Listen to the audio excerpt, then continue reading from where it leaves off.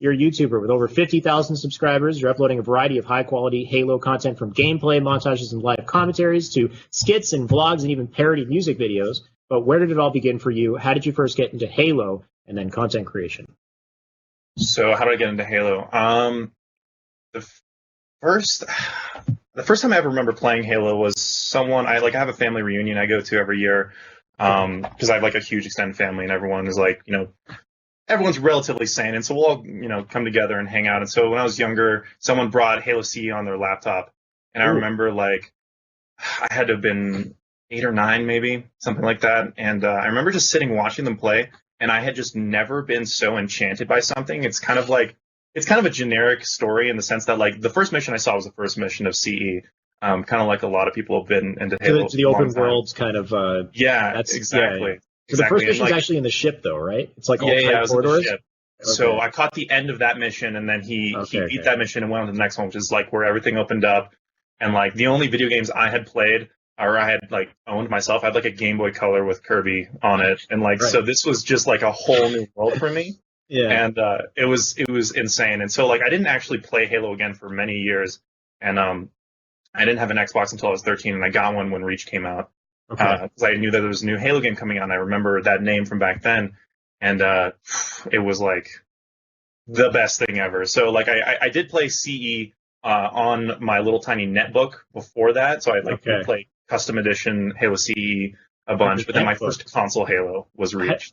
How do you run that? What's your netbook? Does it have the specs to run Halo CE, or is it some sort of like? No, it doesn't. It was not. It was like I want to say it had less than a gigabyte of RAM, and it was just like this tiny little productivity, like 11-inch laptop. Right. But it worked. So I would just play like Blood Gulch CTF all day, every day, and my homework suffered as a result. But yeah, so that's kind of how I got into the game. So the grind kind of truly began with Reach, though. So like I guess did you miss the Halo 3 wave? Like it was all exploding and. You missed it? You missed the social, the customs, big team battle, Valhalla, I was never part of that. I was never part of the Halo 2 wave. I was never part of the Halo 3 wave. Who are you? I don't know, man. Just someone who missed out on Halo's glory days, and it sucks. But you know what? I'm here now. So there's glory in every Halo title except maybe Halo 4. I think there's when you put the time in, you realize that all of them are beautiful games in their own way. I think, and Halo Reach especially was one of those ones that was very kind of misunderstood. It was immediate. Right? It didn't quite have, or it had all these new techniques that people didn't really want to see in the Halo franchise. But after they kind of, tailored things up and updated it, it became a very good game. But how was your experience with Reach, though? Exactly. Like Reach for me, because like it was my first console Halo, and it was like my first Xbox and all this stuff. It was obviously an incredibly nostalgic experience for me. Like, or it has been. Like I just loved Reach, every aspect of it. It honestly like. Yeah, no, the Halo Reach means a lot to me. And so basically kind of, I was really bad. Like I still have a theater game saved of like, I think one of the first, because I didn't even know theater mode was a thing. When I found out, I was like thrust into 2047. Like I was like, how in the hell is it possible to fly around a game that you've already played and do all this stuff? So like that was really cool. But I have the game saved, and I am just the worst. Just the worst. And so like it was a slow kind of grind to not be negative.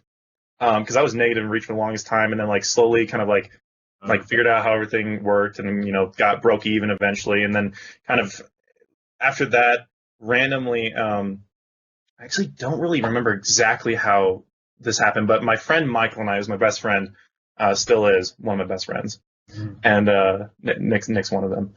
But yeah, we found out like what a ninja was, right? And he showed it to me. There was like some video on YouTube, and I was like. Okay, that is straight up the coolest shit I've ever seen. I know it's like a super, like, kind of, I don't know, troll move, too. Trollish thing that you get annoyed at.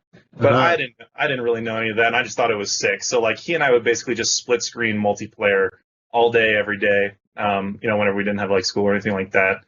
And eventually we kind of, like, got better at it.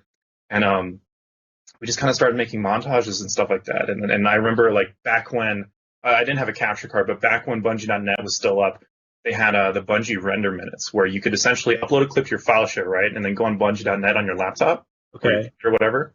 And you got 5 free render minutes a month, but they don't stack. So you have to use them up, then wait another month to get another 5 render minutes. So What the heck? you could use 1 render minute to render 1 clip at a low quality. So I used my 5, rendered out 5 clips, waited another month, rendered out 5 more clips, and you just downloaded it from the site.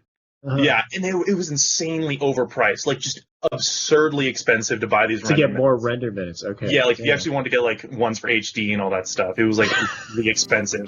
It was so stupid. Friggin' internet in 2010 is what we're looking at right here. Yeah, man. Yeah, exactly. And so yeah, we used those render minutes, and then I made just the worst video ever. It's just like this ninja montage, and that's kind of what started it all, because I just thought it was dope, even though, you know, objectively it's pretty terrible. But at the time, I was proud of myself. I was like, hey, Michael, check it out. I made a video showing off what we've been doing, and so I kind of went from there.